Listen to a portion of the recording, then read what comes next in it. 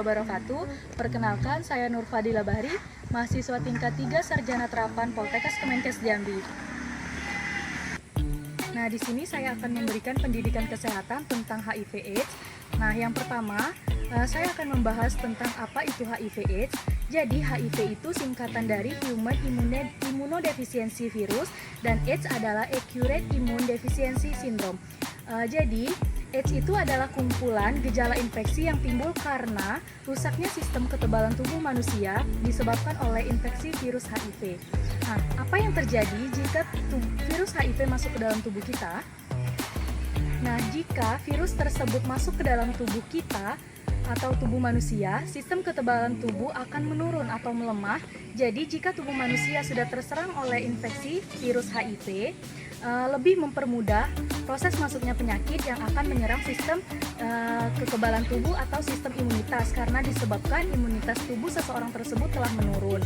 Nah, kemudian di sini saya akan menjelaskan cara penularan HIV/AIDS. Nah, di sini penularan HIV/AIDS bisa melalui cairan tubuh seperti cairan seksual dan darah. Nah, kemudian di sini penularan melalui darah bisa dengan cara penularan menggunakan jarum suntik yang dilakukan secara bergantian. Nah, ini bisa terkena pada orang yang mengkonsumsi narkoba. Jadi orang tersebut menggunakan narkoba melalui suntikan dan menggunakannya berulang-ulang kali atau secara bergantian. Nah, kemudian HIV juga bisa terkena oleh ibu hamil atau ibu yang mempunyai anak. Jadi dengan cara kalau dengan ibu hamil itu bisa terkena bayinya saat bayinya keluar. Nah, kalau ibu menularkan kepada anak itu bisa melalui ASI. Nah, jadi virus HIV ini bisa tetap dicegah dengan mengkonsumsi obat ARV atau antiretrovirus. Nah, ibu tidak diperbolehkan memberikan ASI kepada anaknya tersebut. Nah, kemudian di sini ada juga penularannya melalui seks bebas. Nah, jadi penularan melalui seks bebas bisa menambah penularan HIV/AIDS dengan cara berganti-ganti pasangan. Nah, kemudian di sini saya akan membahas tentang ciri-ciri orang yang terinfeksi HIV/AIDS. Nah, di sini dicontohkan misalnya seseorang itu terkena diare dengan waktu yang begitu lama dan tidak sembuh-sembuh, sudah meminum atau mengkonsumsi obat atau apapun itu juga tidak sembuh juga diarenya. Nah, di sini juga bisa disebut orang tersebut terkena ciri-ciri HIV/AIDS. Ada juga dengan ciri-ciri sariawan sama seperti diare tadi, memiliki waktu yang lama dan tidak sembuh-sembuh juga. Begitu pula dengan batuk, panas dan demam tinggi dengan suhu tubuh yang turun naik dan tidak sembuh-sembuh. Di situ bisa disebutkan dengan ciri-ciri orang yang terkena infeksi HIV/AIDS. Nah, bagaimana perjalanan virus HIV/AIDS itu?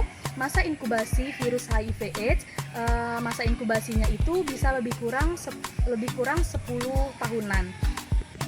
Nah, dalam waktu kurang lebih 10 tahun itu biasanya orang yang terkena HIV/AIDS tidak merasakan gejala apapun seperti penyakit apapun yang telah disebutkan di atas tadi.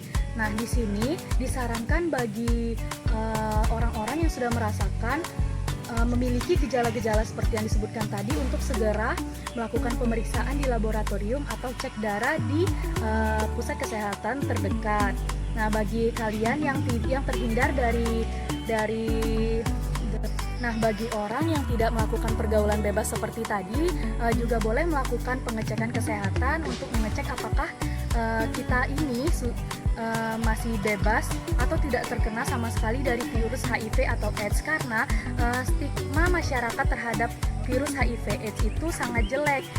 Nah, di sini teman-teman semua tidak perlu khawatir, kita bisa segera melakukan pengecekan dini dengan cara melakukan pengecekan di pusat kesehatan tadi. Nah, kemudian di sini pesan dari saya selanjutnya untuk anak-anak muda jangan sampai masuk atau terjerumus ke dalam pergaulan bebas tersebut seperti mengkonsumsi narkoba, melakukan seks bebas atau pergaulan bebas lainnya.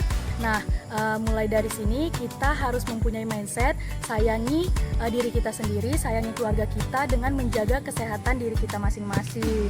Nah, semoga video pendidikan kesehatan tentang HIV/AIDS ini bermanfaat bagi kita semua dan bagi kalian yang mendengarkan. Saya akhiri, lebih dan kurangnya saya mohon maaf. Wassalamualaikum warahmatullahi wabarakatuh.